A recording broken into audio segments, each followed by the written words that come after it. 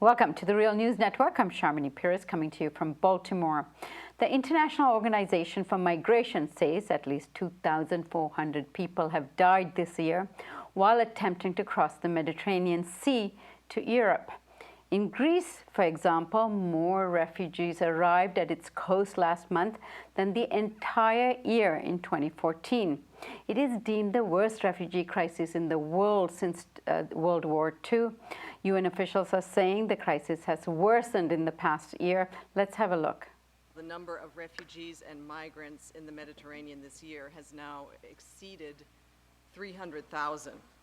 That includes 200,000 people landing in Greece and 110,000 in Italy.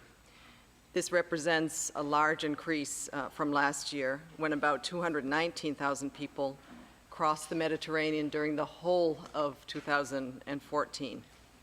The two most recent tragedies that have received much attention in the media are off the coast of Libya. Estimated 200 people died when two boats capsized, and 71 refugees were found dead from suffocation inside a freezer truck in Austria, with officials saying that they were likely from Syria. The UN Security Council recently said that the situation in Syria has become the largest humanitarian emergency in the world, threatening peace and security in the region, as 4 million people are estimated to be seeking refugee status in other countries. Now joining me to discuss all of this is Vijay Prasad. Vijay is a professor of international studies at Trinity College and author of many books. His latest is Letters to Palestine, and he joins us today from Northampton. Thank you so much for joining us, Vijay. Pleasure. Thank you. So, Vijay, this humanitarian crisis that the UN is referring to has, of course, worsened. And it's, of course, worth noting that a year ago, the U.S. had initiated steps to take up a military campaign against the Islamic State. But from your point of view, what's causing this exodus? Well, look, first, Sharmini, I think it's important to indicate that this is a refugee crisis that has finally hit European shores. And when it strikes Europe, these kind of statements are made that it's the largest refugee crisis since World War II. If you look at the refugee crisis in the heart of Africa, in the Great Lakes region around the Congo, we've had several million people dead over the course of the past 20 years, enormous refugees produced by war and economic collapse. If you look at Burma recently, the Rohingyas, the percentage of the Rohingyas that got on boats. So in other words, what I just want to make clear is that there has been a global refugee crisis caused by war and economic policy. It just so happens that this refugee crisis has not reached the shore of Europe directly, and therefore you haven't had European officials be so horrified. Even the Syrian war's refugee problem has been running since 2011. Of the 9 to 10 million Syrians that have been displaced from their homes, about 5 to 6 million of them are internally displaced inside war-ravaged Syria. About 3 to almost 4 million Syrians are living in Jordan, in Lebanon, in Turkey, some are in Egypt, and they have been, these countries have witnessed a catastrophic refugee crisis. So, it's really almost always astounding to have European officials get suddenly upset about a refugee crisis when the refugees start coming on European shores. Prior to that, they seem to have quite a cavalier attitude towards the suffering of people who are refugees of war and economic policy. So, Vijay, the situation in Libya, where some of these refugees are coming from, the foreign minister there has also called on the international community to respond by airstrikes against the Islamic State. What do you make of that? Well, look, the first thing is this was a country destroyed by a war essentially engendered by the North Atlantic Treaty Organization, knowing full well that once they came in and destroyed the state, chaos would reign. I mean, the West continues to believe that its so-called regime change operations will somehow turn out beautifully. History should have informed them already that this was going to be catastrophic. So the state in Libya was destroyed. Now you have two governments. So when you say the foreign minister says, this is the foreign minister of the Western-backed government that sits in Tobruk. The other government in Tripoli, because there are two governments, doesn't agree that there should be airstrikes.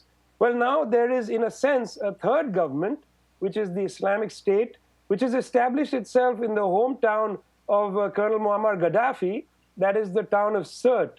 So the problem for the government in Tobruk is it doesn't have the material ability to take on either the Islamic State or the government in Tripoli, the capital of Libya. So that's their problem. That's what he's talking about.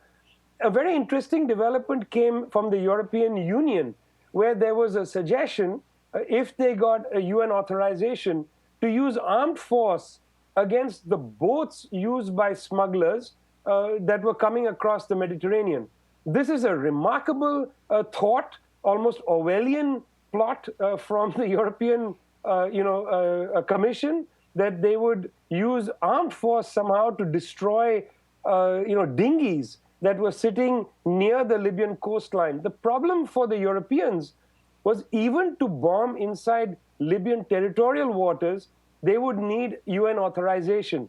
And there's no way they're going to get UN authorization. So in a sense, the kind of saber rattling that came from the Europeans that once more, raised the hopes of the one government sitting in Tobruk that Western airstrikes would start again, that crazy plan from the Europeans, of course, went nowhere except, of course, to raise the hopes of the government in Tobruk, which is not going to happen. I mean, the Europeans are not going to, at this time, bomb in Libya. The only powers that have bombed in Libya since the NATO bombing ended have been Egyptians and the United Arab Emirates.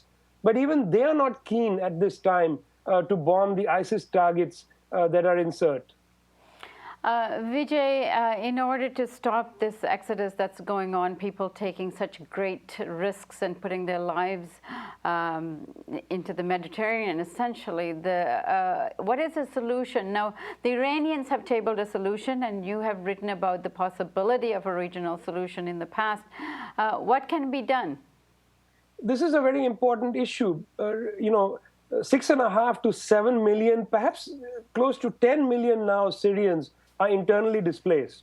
So the numbers that are going through Hungary, Macedonia, these are very large numbers, but they're nowhere near the numbers of people who are facing extraordinarily hardship and dying in large numbers inside Syria.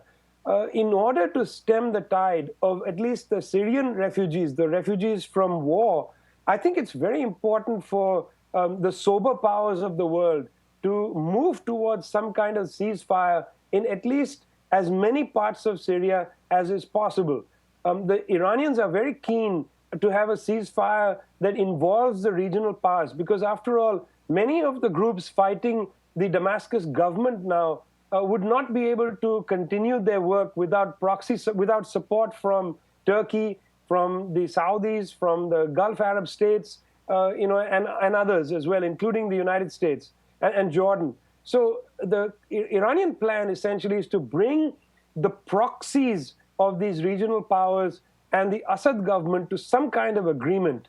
This would allow, at least in very large parts of Syria, for some calm and a ceasefire, and might enable the regional powers to more properly isolate the Islamic State and some of the Al-Qaeda groups, which continue to make, I think, considerable gains, including today in Idlib province, where they are attacking the last major air base of the Assad government in northern Idlib. Meanwhile, if this was not enough chaos, the Israelis have been bombing near Quneitra inside Syria and creating a more difficult situation for the civilians who have been trying to cross into Lebanon. So, the idea that the Iranians have, I think, is a humanitarian idea. Whatever their motives might be, whatever the considerations of geopolitics people might have, I think the plain humanitarian road here is to honor the Iranian proposal and to try to make whatever ceasefire is possible at this time so that the 10-odd million displaced people inside Syria can live with some kind of stability, and that some of them who are trying to flee the country might decide that there's a chance for them to build a future inside Syria. Vijay, we'll be following this, and we'd like to deepen this analysis and the proposal you have on the table. So I hope you join us again very soon. Pleasure. Thank you. And thank you for joining the Real News Network.